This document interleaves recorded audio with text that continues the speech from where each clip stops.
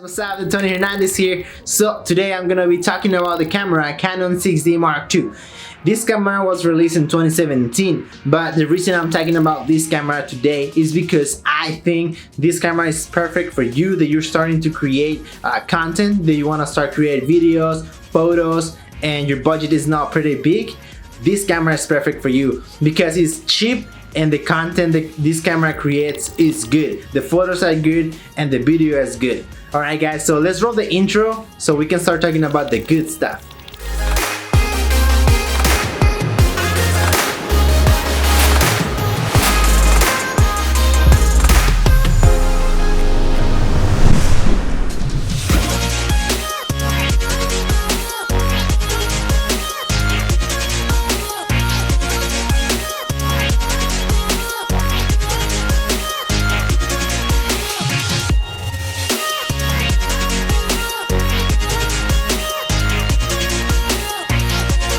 First of all, I just want to state this is just my opinion, and I'm not saying this is the best camera out there in the market. There's more cameras out there with a lot more specs and more settings that you can use, but this camera, in my opinion, is the best for you that you are starting to create content. Okay, so I want to start with the sensor. The sensor is 26.2 megapixels, meaning that's a full frame camera.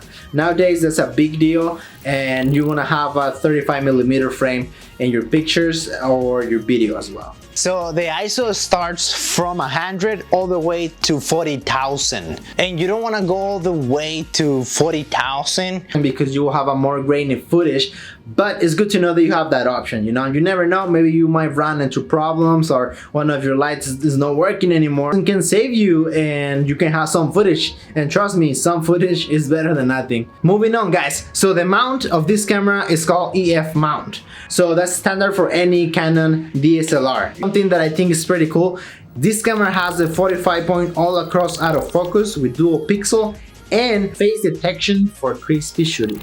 So moving on to the quality of the video. This camera shoots at 24 frames per second, 30 frames per second, and 60 frames per second. The three of them are full HD. So if you shoot an epic slow motion B-roll at 60 frames per second, you don't have to worry about it because you know for sure you have full HD. Not a sponsor. Alright guys, so let's talk about the additional functions.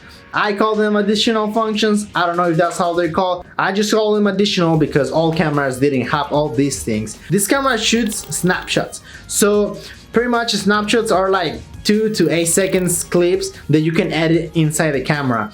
I've never done this before, but I think I'm gonna start doing it so I can make a video about it and just explain if it's actually convenient or not. Comment down below if you would like me to do that. Right, something that I think is one of the best things this camera has is the time-lapse mode.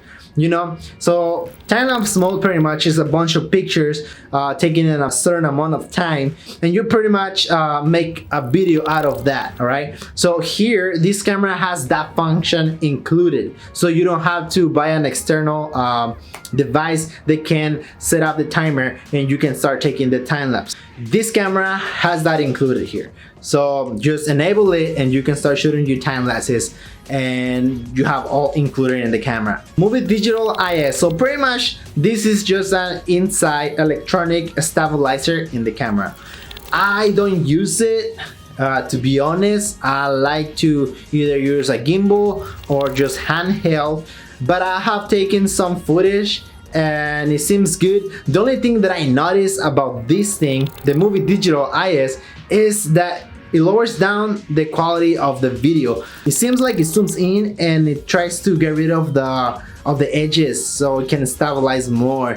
I know you do that sometimes when you're editing, if you really get like a bad footage that's very shaky. That's another technique you can use to stabilize your footage. If for some reason you don't have the RAW stabilizer, or if you don't use, or you use iMovie or whatever you use and they don't have that tool, I know that you can zoom in and slow down the footage, so that will help you stabilize a little bit more.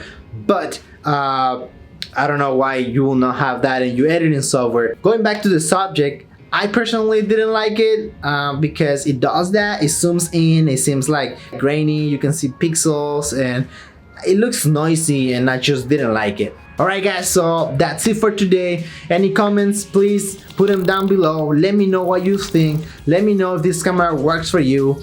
And if you have any other recommendation, please comment down below. Alright guys, so you guys know what to do. Thumbs up, ring that bell, subscribe, and I guess I see you guys next time.